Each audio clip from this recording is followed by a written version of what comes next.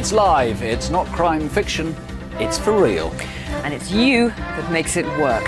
On Crimewatch tonight... A 27-year-old mystery, the double murder in Wales that rocked the country. And there's a DNA profile that could now point to the killer. Sarge! There's another one, yeah!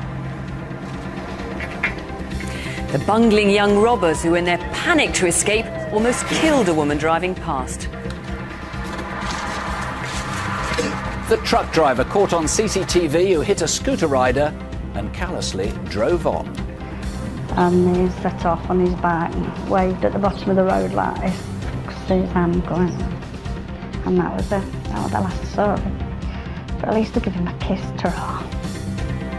And the bogus builders who stole a pensioner's life savings of £16,000. You may be watching this live, or you might be watching this segment on a video at a community centre, a school or a youth club. Because this part of the programme is going to be used in a concerted campaign to get at a group of boys who might very well not watch Crimewatch Live. They're involved in a murder which affected the whole nation back in November. Police are hunting for the killers of a 10-year-old boy who was stabbed to death. He had dragged himself 100 yards to escape his attacker. I feel sorry for his parents, I really do. The family of 10-year-old Damilola left the scene of the murder. Shock and outrage, not just in this house, but right across the country. I mean, look at the boy there, his innocent little face. How could anyone do that to him? He was found slumped at the bottom of this stairwell. This has long been a notorious estate, but many felt that it was just beginning to turn the corner. Somebody, somewhere, knows something, and for some reason is sheltering the perpetrators of this crime. Scotland Yard said they would continue the high-profile operation. His parents decided a memorial service was the only way to remember his life and mourn his death. His brother delivered the tribute. The only thing I did not offer him was protection from his killers on that fateful day. Damilola, I know you are resting peacefully in the Lord's arms.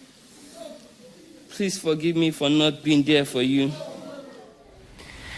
Well, after all that, how can we get people to come forward now? We'll take a look at this. Damilola's mother, Gloria, his father, Richard, and his brother, Tundi, helped us to retell the events leading up to his death. Lagos, capital of Nigeria, where Damilola's family lived and his father was a civil servant. Damilola's sister, Bemi, was born in London, but in Lagos her epilepsy became so dangerous, the family decided to bring her back. We had problems with obtaining drugs. This was as a result of shortages. So we decided if we cannot get the drugs and we cannot continue to see her suffer, we had to take a decision. So we held a meeting amongst the family and we decided that, well, Bemi has to go back. As a temporary measure, the family went to live with Damilola's great-aunt on the North Peckham estate. Mr. Taylor's job meant he had to stay in Nigeria. Damilola was enrolled into a local school. He had this ambition of studying medicine so that he can get a cure for the sister's ailment. When the sister goes into fit, he's always there to take care of her, to comfort her. And whenever she comes around, he's always there. He's such a talented boy. He was very talented. It's a boy that cares and is always concerned about everybody's welfare. On Monday morning, Damilola left home for school as usual, wearing his silver puffer jacket. He often walked with friends, but after school he was on his own when he went to the library on Peckham High Street. I mean, you could see him in the CCTV footage, running off down to the library with no care in the world, just jumping. That's the way his life has always been. Damilola loved the library because of the computers and met friends here. No doubt other kids were hanging out here too, maybe in the music section. Do you remember someone being picked on? Damilola seemed happy enough when he left at around 4:30 and played briefly with two other children. What's now important is if you know where he went from here, the swimming pool car park next to the library. Think back. What were you doing on the day Damilola died? Did you see anything that could explain which route he took? If you saw anyone else at around 4:30 or 4:45 that Monday afternoon between the library and Blake's Road, please give us a call. I was passing along Blake's Road. It was getting dark. It was a bit chilly as well. I saw a patch on the floor, which I thought it was a squashed tomato. When I went a bit further, I saw another patch which was larger, and I realised it was blood. I kept following the blood to see a bit what was going on. He went up the stairs of the block of flats. I saw this boy, which he made eye contact with me. You know, he was like, help me quick, be with me. And I realised he was hurt, blood was running through his leg. It was horrible. The attack probably took place on Blake's Road itself. It's a fairly busy street and there must have been others about. Over 600 people have already come forward to give statements. If you were around and haven't yet helped, now is the time to do it. Maybe whoever stabbed Damilola only meant to mark him, but the blade severed Damilola's artery, and by the time he'd made his way into the stairwell, he was virtually beyond help. One of the many people who visited the scene and now joins the appeal is one of Radio 1's dream team, DJ Spoonie. You know, if it was you or one of your friends that has done this, I know, you know, respect from your friends, from the rest of the boys, you know, in your gang, in your crew, on the estate is all important. I was one of those people. But, you know, something like this deserves no respect whatsoever. OK, it's happened now. We can't change the fact that it's happened now. If you are going to earn any respect at all, it will be to come forward, whether you're the person that did it or you know who did it. Someone knows, because not a lot went on when I was growing up on the estate without you knowing who did it or no sign who know who did it. So we're just asking you to please come forward for Damilola and for Damilola's family. I never expected such thing to have happened to such a lovely boy. Because having even spoken to him that Saturday, I never knew I was talking to him for the last time. The only memory I have of him now is that I just see him smiling. That's it. See him smiling all the time. That's all I can ever think of him, smiling. Trevor, it's just so desperately sad. Are you any closer to catching Damilola's killers?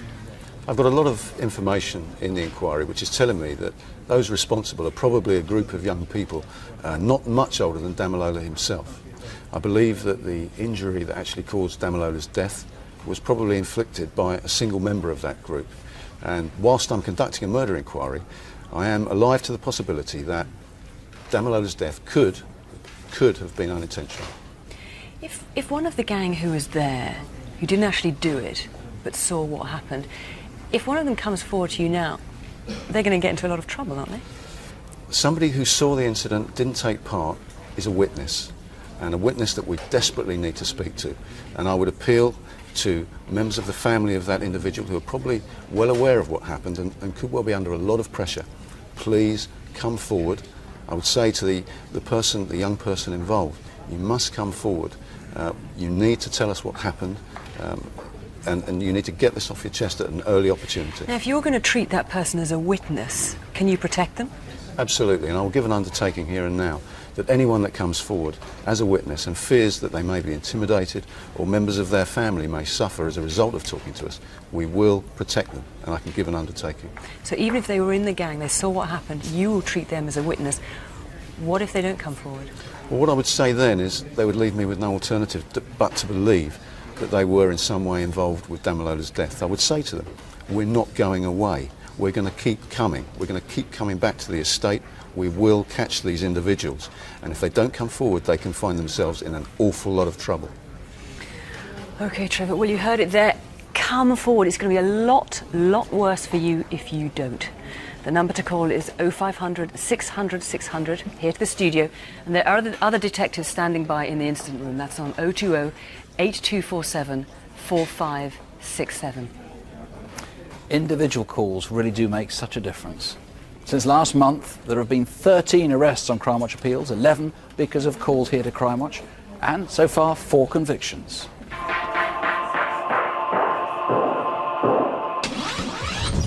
Paul Sargent pleaded guilty to grievous bodily harm after a viewer recognised him on Crimewatch. He tried to rob an old man in Lincoln and beat him semi-conscious with a snooker cue.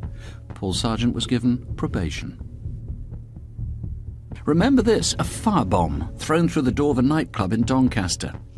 2 suspects walking around the town were named by Crimewatch viewers as Paul Mackenzie and Mark Jackson. They've been sentenced to 6 and 5 years respectively. And we call this man Bungalow Bill because he was wanted for stealing from bungalows at a holiday park in Cornwall. A viewer in Cumbria recognised him as Timothy Killick from Essex, who's been sentenced to 2.5 years. It's 6 months since the murder of little Sarah Payne. The head of Sussex CID is one of my colleagues here on Crimewatch, and tonight, on the basis of new evidence, he has an important new appeal. Thanks, Nick. Now, I had a great response from Crimewatch on the last occasion, but if we can crack this, then it could prove absolutely crucial. Now, we've recovered this curtain, which holds vital clues, and we need to know where it came from. It's about 5 foot wide by 6 foot tall and looks hand-stitched, so it's probably homemade. Now, I need help in 3 distinct areas. Did you make the curtain, or did you own it? Was there more than one made, or is it one of a pair? And if so, where's the other one? And most importantly, I need to know where the actual material was manufactured. Take another look at it. I believe this may prove to be a vital piece of evidence which will help convict Sarah's killer. Someone in the textile industry must recognise the design. I've got detectives waiting for your call. 0845 60 70 999. The biggest murder inquiry ever in Wales. 30,000 people were interviewed. But that was in 1973, and still the case is charged with grief and remains unsolved. There were lots of suspects at the time, and several people watching Crimewatch tonight will certainly have their own hunches. In fact, someone might even know who did it. So here with new evidence is the reopened file on Geraldine Hughes and Pauline Floyd. The area they were found, I passed that area umpteen times a week. And it'll never, ever go from my mind. Never, ever. Consul 1 from Sergeant Jones. We discovered the body of a young girl in Llandarcy Woods. 567 to control. Could you arrange some tape? We need to cordon off the area. We can imagine what they went through.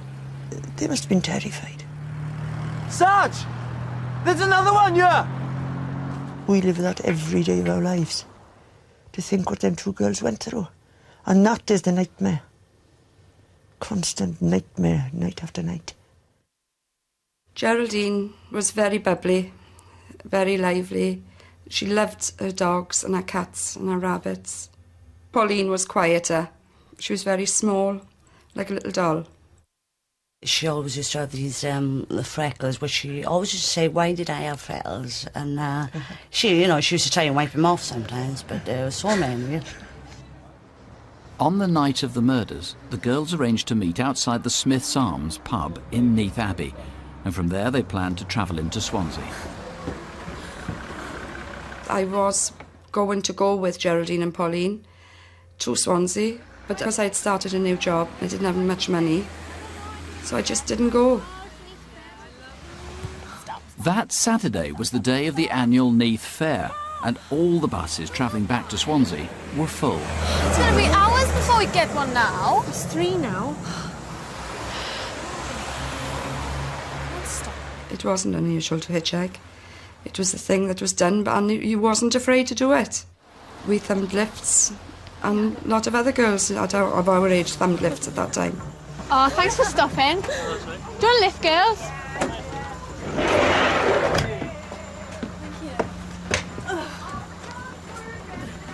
Where are you going, Anne? Top rank in Swansea. We would do that at 8:30. What are you doing here then? I was picking some people up from a wedding in Swansea about midnight. Just driving up, what's the time really? Not direct me or girls. I'm a stranger in these parts, up in the valley, see? The driver of that minibus was never traced, but if he has any recollection of the journey all those years ago, his evidence might now make all the difference. Once in Swansea, the girls went to what was then the top rank on Kingsway. We used to dance all night. Our feet would be aching at the end of the evening. We used to thoroughly enjoy the dancing. Mark Bolan was our hero at the time.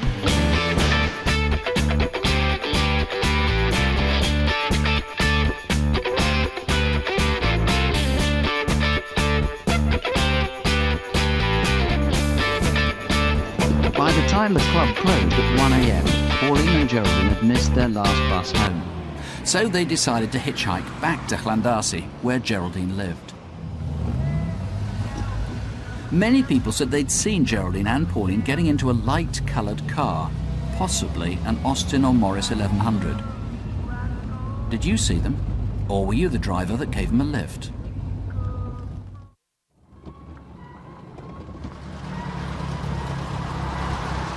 Two bubbly girls, aren't they? Enjoying life. Just starting out, fashions and all this. This was the last known sighting of Pauline and Geraldine alive. But a light-coloured car was later seen over a half-hour period next to the copse where the girls were later found. Was it innocently parked here by someone who was too frightened to come forward at the time? The copse is only half a mile from Geraldine's home. Maybe the girls asked to be dropped off here so that they could take a shortcut back to the house. Over here is the spot where the body of Pauline was found, and it's clear from the forensic evidence and the examination of the scene that at some stage both Pauline and Geraldine were together at this spot when they were attacked. The evidence suggests then that Geraldine has attempted to run through the copse and has almost made it to the main road. Sadly, within yards of the roadway, the killer has caught her and dragged her back into the wood, where he has then attacked her. Both Geraldine and Pauline were strangled with ligatures, struck on the back of the head and were sexually assaulted during the attack. There's things that they have missed out on that I have had myself. I've got children and grandchildren, and it's just what they have missed. It's taken its toll on both families, and especially for our father. He's 87 now. And that's his only wish after it happened, that he'd live. For him to know the name of the person, you know, responsible. Paul, it's desperately sad, but it horrified people at the time. And if they haven't come forward over the last 27 years, why should they come forward now? Yes, there is an old adage, Nick, that time is a great healer. But having spoken to the families, I can tell you that they remain as devastated and broken-hearted now as they were 27 years ago.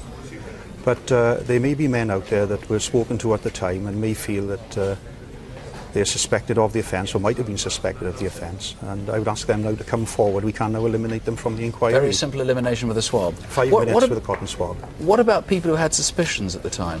There will be no recriminations. There might be people out there that gave false alibis at the times to possibly brothers, husbands, sons. We would ask them now to search their conscience and come forward and give us a name. That's all we need. And even if people didn't do anything like give a false alibi, they just had, I'm not sure about so-and-so. I mean, they might not have come forward because they don't want to get so-and-so into trouble on what's nothing more than suspicion. But now that suspicion's important because you can eliminate it. Absolutely, we can eliminate. We don't need to ask questions as such. It's a simple procedure. Just please come forward and tell us anything you know about these killings. Now, these two murders are bad enough, but there's a possibility, I know you haven't formally linked them, there's a possibility that they are linked to a series of rapes where ligatures were used as well in a sort of 10-mile area of where this happened. Yes, there were two other quite brutal attacks with the use of ligatures. And what I would ask, Nick, is if there are any young women of the time out there that possibly... 1972, 1973? 1972, 1973, that were possibly attacked or approached by a man in a manner that might have caused them some concern. Please contact us. Not just in Llandasi, but anywhere around Swansea? Within about a 10-mile radius of the murder scene. I'd ask those women to contact us now. They may hold vital information. Well, please, if there's anything you know at all, any suspicions you've got, and you've heard, even if you gave a false alibi, it doesn't matter now. Just please call, and the DNA swab is so simple, so quick for elimination. The studio number is 0500 600 600. The incident room is on 01 639 889 127. Or you can email us at crimewatchuk, that's cwuk@bbc.co.uk. And coming up later, another case that's remained unsolved for 2 decades. The deaths of 13 teenagers in a house fire in New Cross in London. Now on the 20th anniversary, the police launch a fresh appeal and offer their biggest reward ever. Smash and grabs now, or in one case, just grab. Who is this in West Byfleet in Surrey last September? He ran out of the store with a stolen eternity ring. Or who's this? He's been crashing literally through windows in London's West End. Now, could this be the same person on a different occasion?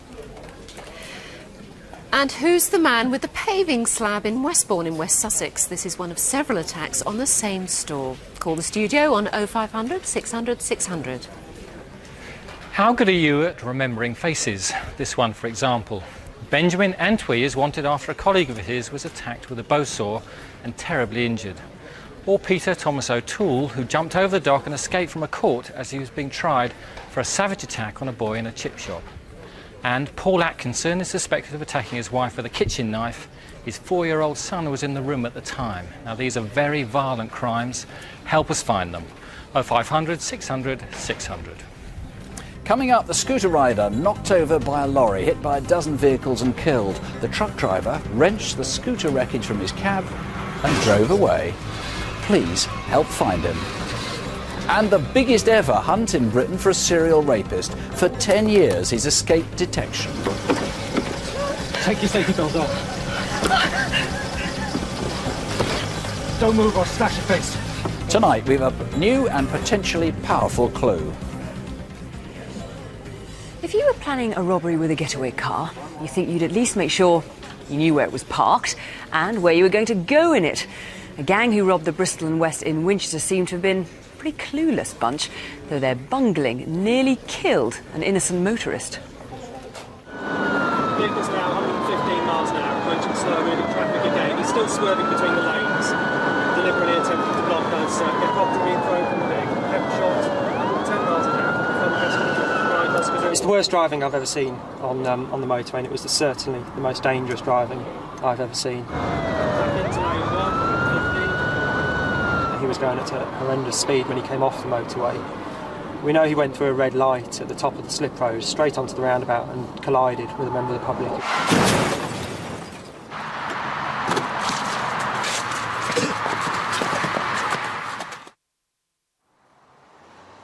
The blue 3 Series BMW had been stolen from Shepherd's Bush, West London, 10 weeks earlier.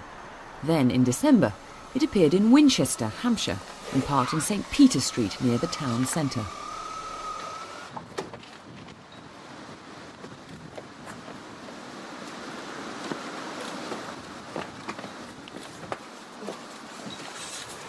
The driver stayed with the car, while his 4 passengers walked towards the high street.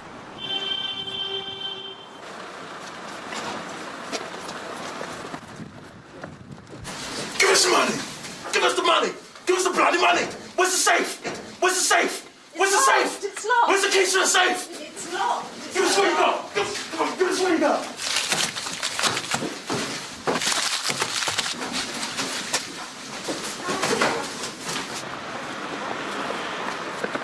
One, 27. Tango 1 to Oscar Bravo. Go ahead. Report of a robbery at Bristol and West. Keep the camera on the floor running.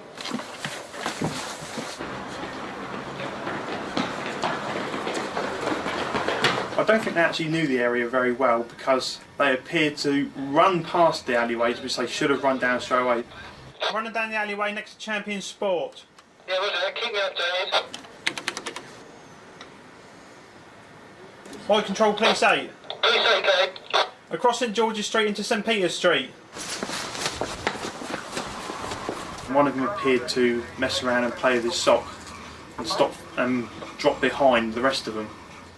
Maybe he'd stuffed money down his trousers and it was falling out. They appeared to get into the wrong vehicle to start with.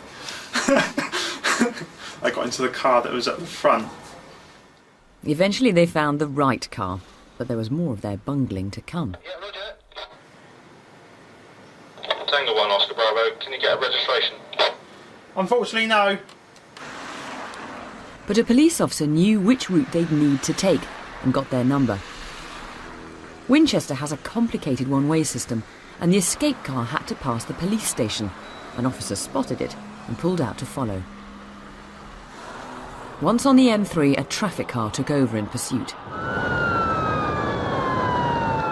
Still failing to stop, swerving between lanes 1, 2 and 3 and onto the junction. Crewe Junction 8, further property being thrown from the vehicle, still straddling the two lines, 110. There was nothing other than luck that prevented a serious accident that night on the motorway, and in the rush hour traffic, serious injury or even lives could have been lost with that sort of driving. It happened anyway. For safety's sake, the officer deliberately let them get away, but coming off the M3, they went straight across red lights.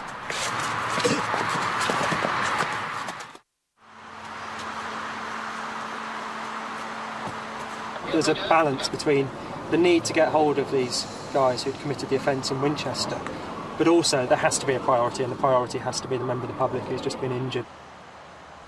The motorist they'd hit was unconscious and she was seriously hurt.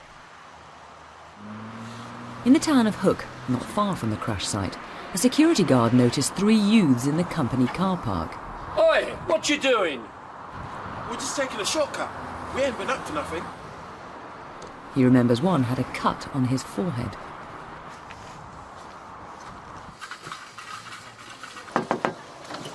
Where can I get a car from? A car? What do you mean a car? Taxi. Where can I get a taxi? I couldn't tell you, mate. Can you tell me the way to a taxi rank? I need to get a taxi. Do you remember being approached in Tesco's car park by an agitated young man?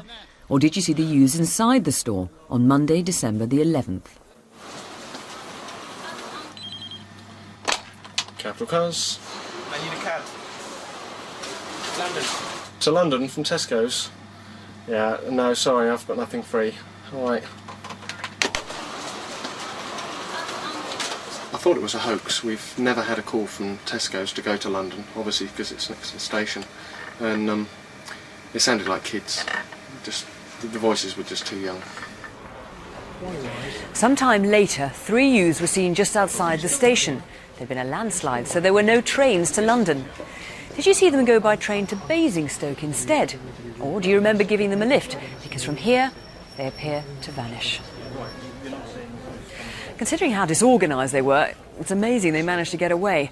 Call 0845 045 4545, and if you want to give information anonymously on this or any other crime, you can call Crime Stoppers on 0800 555 111. Remember the London nail bomber? He killed and terribly injured people in Brick Lane, Soho and Brixton. Well, David Copeland is now in jail for life. But a quite different cache of even more deadly bombs has been discovered. Who's manufacturing them and why? If we can't find who's making them, a lot more people could well lose their lives.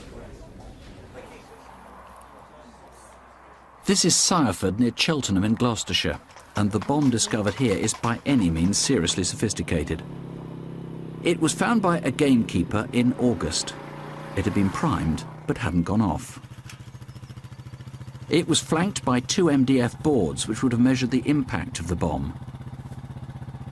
3 days later, in the village of Freeland in Oxfordshire, 8 more bombs were discovered, this time by a man walking his dog. They'd been buried in woods that border the village. Whoever made these bombs has a real knowledge of electrical engineering. They really are very, very sophisticated indeed. This isn't one of the originals, this is a replica, and the reason for that is the originals were booby-trapped, certainly the radio control ones were, with a sophisticated mercury tilt device. And whoever hid them is quite likely to have had a military training, or at any rate some real orienteering skills, so that he could find his way back to his hidden hoard of bombs. The design of this isn't known in any other form of bomb that's been used by the terrorist movements in the United Kingdom, or by anybody in the United States or anyone in Europe. This is truly original. It's very, very sophisticated indeed. In fact, it's almost so obsessional, Ewan. One wonders, did the guy really want to kill people? Is he a psychopath, or is he just really trying to prove himself? It's difficult to say. I mean, we just don't know. But what we do know, as you said, it's wholly unique. A lot of time's been spent. He's been most meticulous. So we think the sort of person who would have been involved in this is somebody who's got technical skills, possibly a craftsman, a modeller, more likely to be somebody who's got weapons or explosives training, but certainly a good knowledge of electronics. Somebody that people will know as an expert in this sort of thing. It's not something he'd be able to disguise. Difficult to disguise, high level of expertise, certainly, yes. And hard for him to disguise these. This is a 28mm compression stop end. It's used in plumbing, and he's used a lot of these in these bombs. Now tell us, you've had an appeal out on this because he had to buy so many of them. We have. They're fairly unusual. They're 28mm brass compression stop ends used in plumbing, but generally used only for heavy-duty plumbing. And most shops would only have a few of these.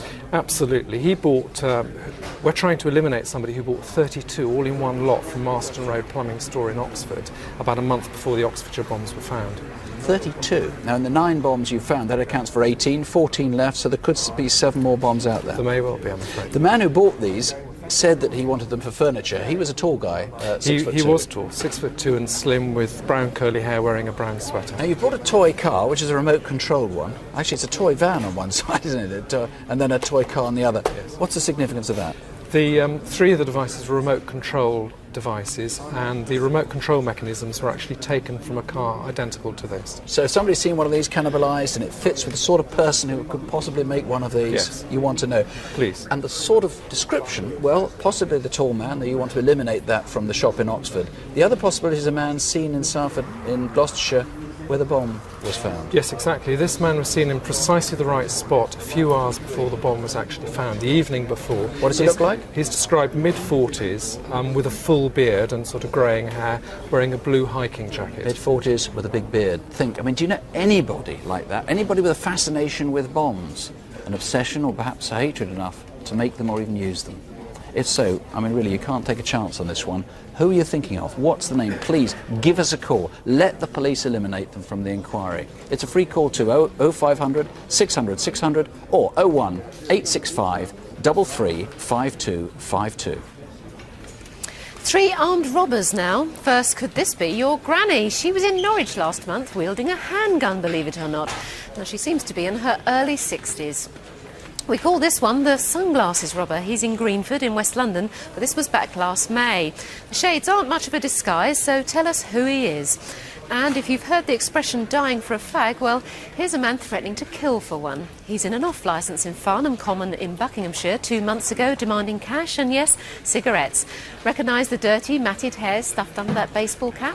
0500 600 600. A week before Christmas, a body was seen on the shore of the Thames at Battersea in London. It turned out to be the victim of a murder, 24-year-old Zoe Parker. Someone had cut her in half at the waist. Zoe never really had a chance. She had some learning difficulties, had been brought up in care and led a chaotic hand-to-mouth existence. She travelled all over the country, often staying in squats or B&Bs, though occasionally she took accommodation or money in return for sex. But she craved attention and often spoke to strangers. She used several names, for example, Kathy Dennis, and kept her entire life in this haversack. Now, where is it? And where are the boots she always wore? And who are the 2 people with Zoe in this photo? And where was she staying at the beginning of December? 0500 600 600 or 020 8247 7911. We've had a lot of calls on the murder of little Damilola Taylor. A lot of calls from people on the estate, very encouragingly, with some interesting names. No one's yet come forward who was there, who was part of that gang. Remember, if you come forward, you'll be treated as a witness, you'll be given protection. Give us a call. Remember October last year and the storms? Gales lashed the whole of Britain.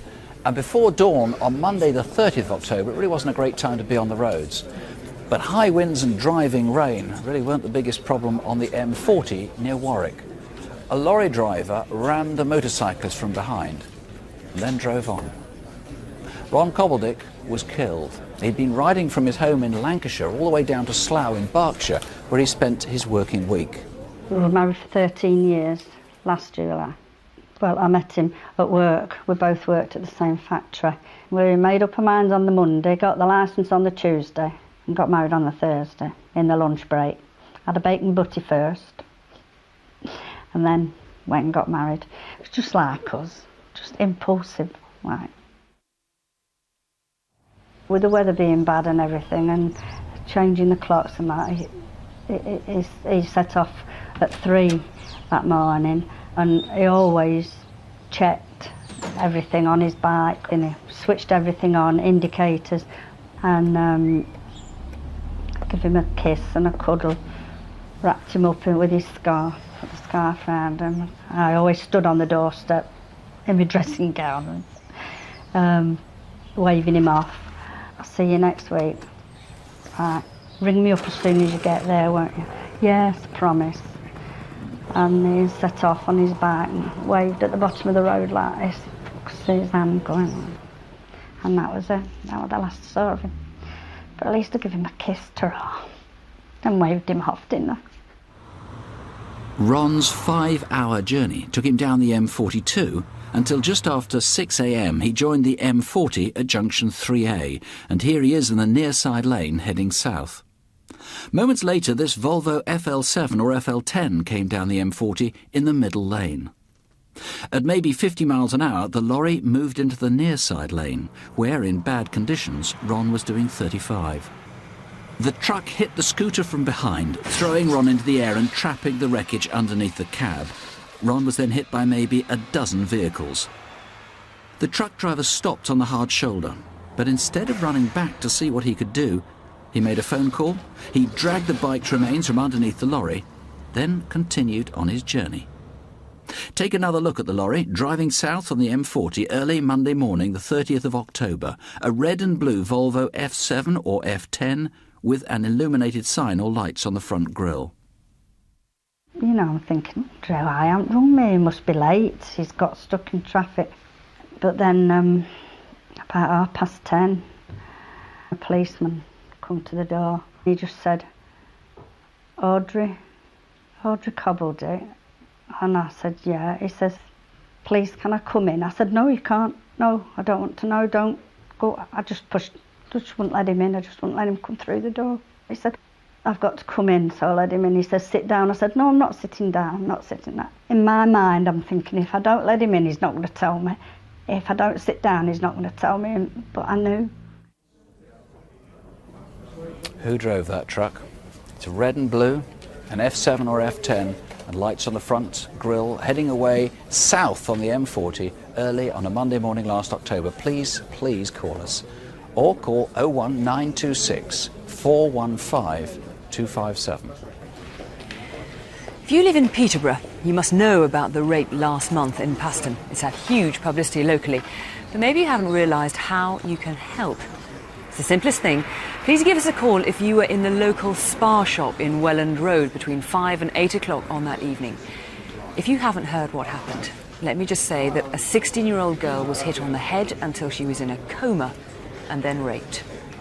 My daughter left the house just before a few minutes to 6 to go up to the spa to get her money out. She probably thought nothing of walking up there, being as it was that early. And on the way back, some vicious thug attacked my daughter. Police are anxious to trace an Afro-Caribbean man who approached 2 women in Linggarth, which is 2 minutes' walk from the underpass. They also want to trace a group of lads seen by a phone box near Paston Ridings. If you've any idea who's responsible, please ring now. Police have the DNA of the offender and they can eliminate anyone who's innocent from the inquiry. It's a terrible crime, and one that may well be repeated until he's caught. The incident room number is 01733 42 42 42. Let me tell you, the calls on Damilola Telly from the North Peckham estate are simply fantastic, and they're still coming in. They're giving names and really important ones. On the Sarah Payne case, we've almost certainly identified the curtain material is coming from Boots. We might even have identified where these particular curtains came from. And on Landarcy, absolutely beyond our dreams, the stuff that's coming in. In 1981, 13 people died in a terrible fire at a birthday celebration in New Cross in South London. All the victims were black, and it was thought the fire could have been a racist attack. Now, on the 20th anniversary, the Met Police are making a fresh appeal.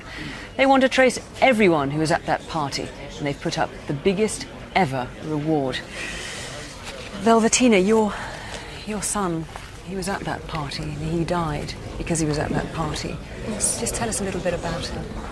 Well, he left the house and go and play the party for his best friend's sister.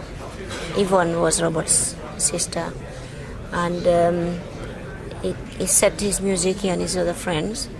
And he came home at 12 o'clock to change, have a shower change, bring his two friends with him.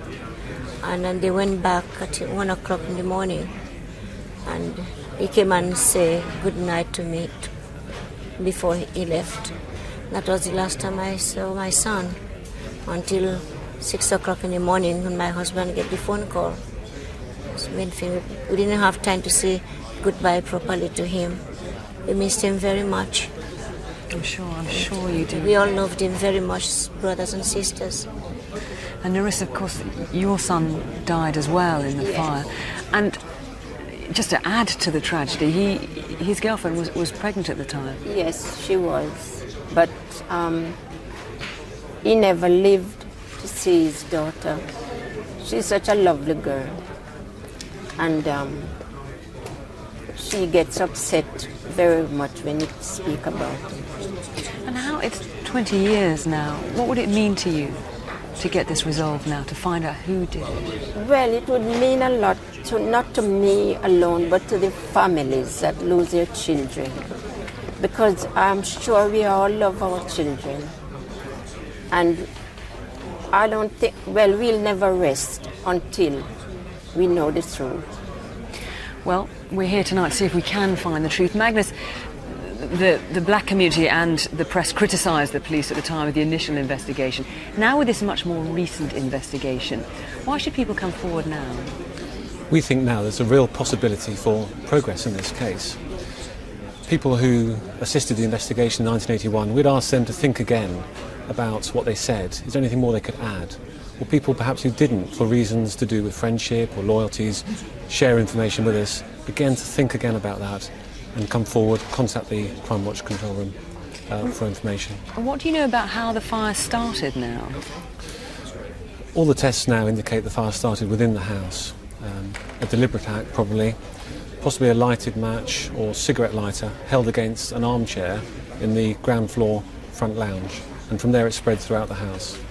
And you want to talk to anyone who may have seen what was going on, or who may have heard about someone possibly plotting to do this? Well, we're interested in what people can add to what we already know. And we'd say to people, think again about what you've already told us. If you think you can add some more that will build on the evidence that we've got, then we'd welcome that. And we'd ask people to have the confidence to come forward and share that with us. OK, Magnus.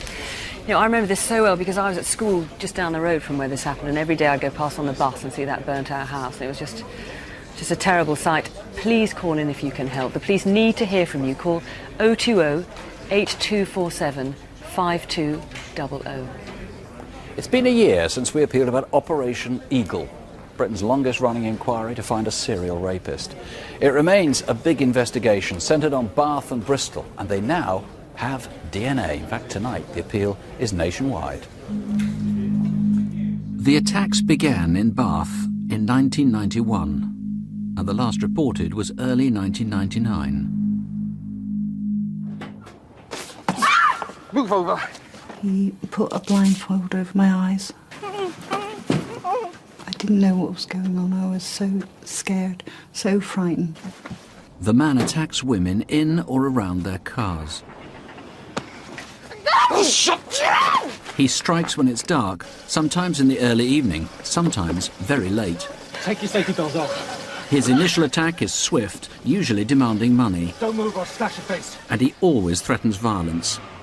He often drives his victims at knife point in their own cars, once from Kingswood in Bristol, but usually from around Bathwick.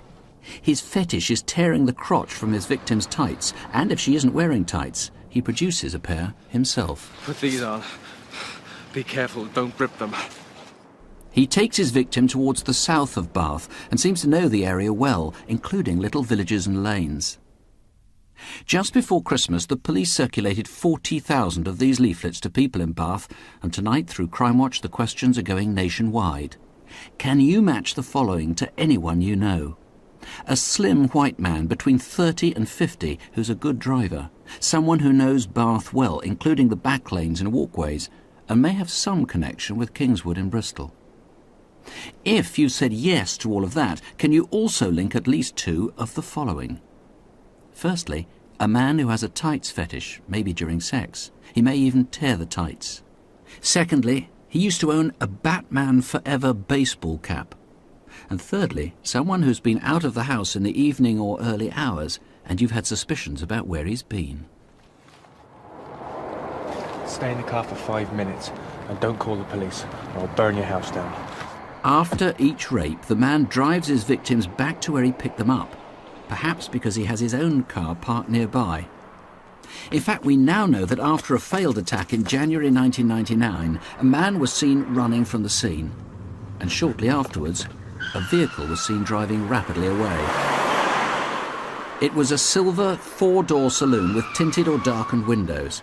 So who do you know who fits the earlier description and also 2 years back had a silver four-door saloon? And Bill, tell us about the clothing you brought in. Firstly, this pair of blue serge trousers, workman's trousers. Yes, basically. these wear-type trousers, I believe, were worn by the rapist. He may keep them in his car. They're issued by large companies to employees. What we'd like to do is add the trousers to the 8 other factors. If someone suspects someone and 8 or more factors apply, please call us now with the name. And the cap, we know that one of these Batman caps was left at the scene of one of the rapes. Yes, it may be a coincidence, but 4 men and a woman in her 50s actually called at the photographic counter in Boots Southgate in Bath, inquiring for a lost cap similar to this. This is January 1999? January 1999. If you were one of those people, please call us now. We need to eliminate you from our inquiry. OK, just call. We need to eliminate you. And indeed, we need to eliminate any clues about any people at all. Remember, there's DNA on this. Once again, it's a case where any suspect can be moved out of the inquiry very quickly if it's not the culprit. Please call us 0500 600 600 here in the studio. It's also a free phone number direct to the incident room, 0800 169 1926. How callous do you have to be to rob a pensioner of her life savings and leave her with nothing? I can't tell you how much satisfaction it would give me to catch this man.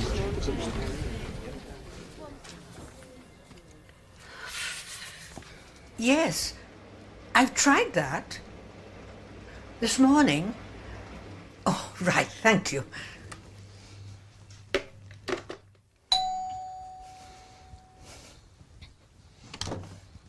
Oh, hello there. Are you the gasman? It's the radiator in the bathroom is not working up there. It's cold. I'll need to see your heating system. Oh, through here. Oh, your thermostat's broken. You're going to need a new one. I'll be covered on my gas insurance for this, won't I? Your insurance won't cover you for problems like this, I'm afraid. Yeah, how much is a new thermostat? OK. Cheers, mate. How much is it going to cost me then? £250. What? I'll have to go to Newport to get a replacement. And I'll need the money in cash.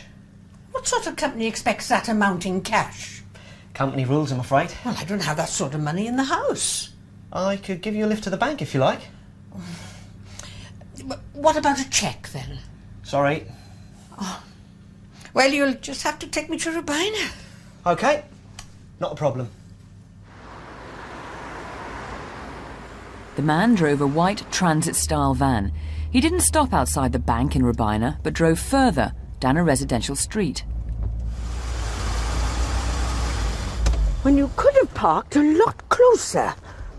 It's a long way for me to walk.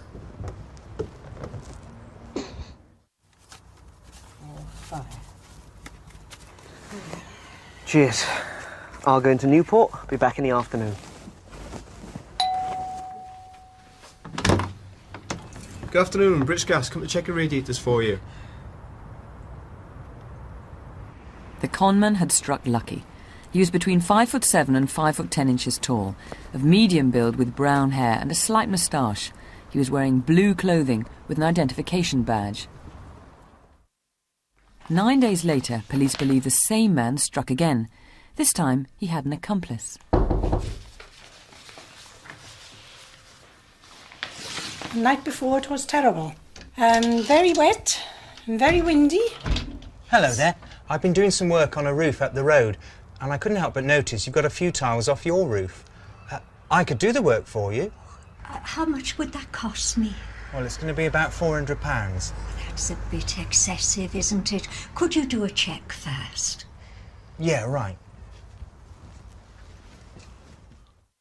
The second man was blonde, slim, 6 foot tall, early 30s, wearing a blue boiler suit, baseball cap, and also had an identification badge. Again, a white van was used. This time it had a sign saying Apex Roofing and Building. Have you seen this van?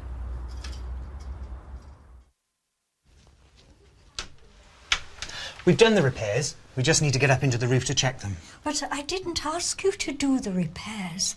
I asked you just to check them. So how much is that going to cost me? Wow. I can't do it for less than 180?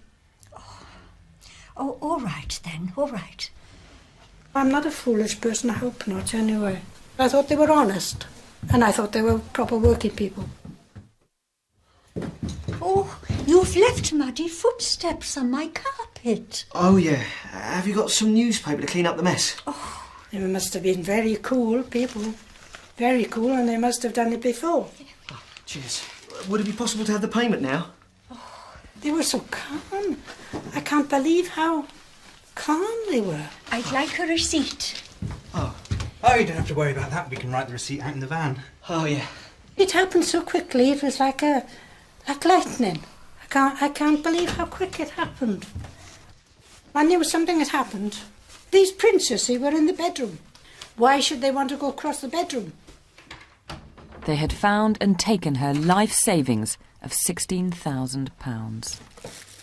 Well, they were very unfair, weren't they, to have done that after I had paid them that £180. I think that would have satisfied them, wouldn't you? But I feel very sad about that happening. I refuse to answer the door, maybe. That would be the best. Let me tell you, that lady had been in domestic service since she was 15, and it had taken her 55 years to save that £16,000. What can you say? Call 02920 77 4237. And if you want to speak confidentially to Victim Support Line, the number's 0845 30 30 900. So many calls from North Peckham Estate about Damilola Taylor, 8 naming the same group of people. Please keep those calls coming, and if you're a friend or family of one of those involved, for heaven's sake, get them to call themselves and sort this out. Next Crimewatch is on Wednesday, the very last day of February.